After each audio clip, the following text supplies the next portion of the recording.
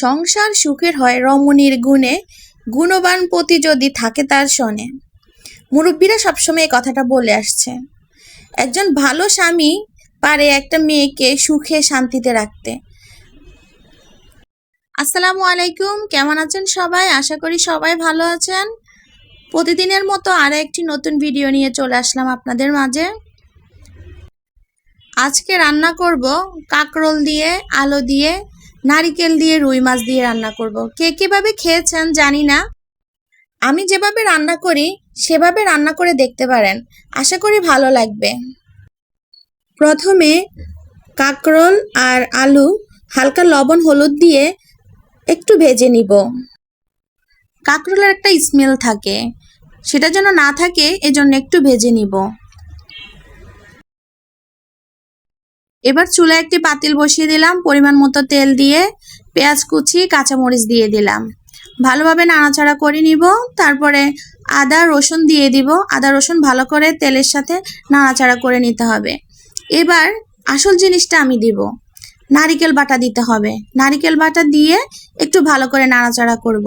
তারপর হলুদের গুঁড়া, মরিচের গুঁড়া, ধনিয়া, জিরা দিয়ে ভালোভাবে মশলাটাকে কষিয়ে নিতে হবে। তারপর মশলা কষানো শেষে আমি সবজিগুলো দিয়ে দিচ্ছি। সবজিগুলো দিয়ে একটু পানি দিয়ে কষানোর জন্য দিয়ে দিব। সবজি বলেন, মাংস বলেন, যে কোনো রান্নাই যখন আমরা ভালোভাবে কষাই তখন রান্নাটাই অসাধারণ লাগে, অনেক মজা হয়। তারপর আমি ঝোলের পানি দিয়ে দিলাম। ঝোলের পানি দিয়ে আবার একটু নাড়াচাড়া করে ঢাকনা দিয়ে ঢেকে দিব।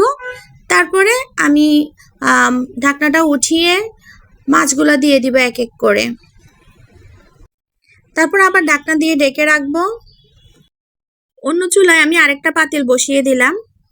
পরিমাণ মতো তেল দিয়ে পেঁয়াজ কুচি, তারপরে কাঁচামরিচ কুচি দিয়ে ভালোভাবে নাড়াচাড়া করে নিব। তারপরে আদা রসুন দিয়ে দিব। আদা রসুন দিয়ে ভালো করে কষিয়ে নিব।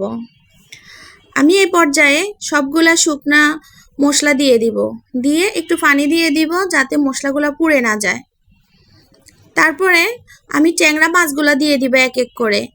ট্যাংরা মাছটা কষিয়ে এভাবে রান্না করলে আমার কাছে ভালো লাগে, আমি এভাবে রান্না করি। ট্যাংরা মাছগুলো আস্তে নাড়াচাড়া করতে হবে, কারণ ট্যাংরা মাছের ডিম আছে, প্রতিটা মাছের ডিম আছে। এ পর্যায়ে এক এক করে মাছগুলো উঠিয়ে নিব। মাছগুলা উঠানো শেষে আমি সবজিগুলা দিয়ে দিব। ধুয়ে রেখেছিলাম সবজি, সেই সবজিগুলা দিয়ে দিব। আলু আর পটল ছিল বাসায়, তাই চিন্তা করলাম যে ট্যাংরা মাছগুলোকে আলু পটল দিয়ে রান্না করে ফেলি, অযথা সবজি নষ্ট করব কেন। মশলার সাথে সবজিগুলো ভালোভাবে কষিয়ে নিব।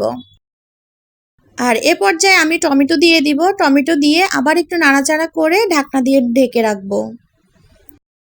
এ পর্যায়ে আমি ঝোলের পানি দিয়ে দিব। ঝোলের পানি দিয়ে ঢাকনা দিয়ে ঢেকে রাখবো। তারপর আমি মাছগুলা দিয়ে দিচ্ছি। মাছগুলা দিয়ে আবার ঢাকনা দিয়ে ঢেকে রাখবো। এই যে দেখেন রান্নার ফাইনাল লুক।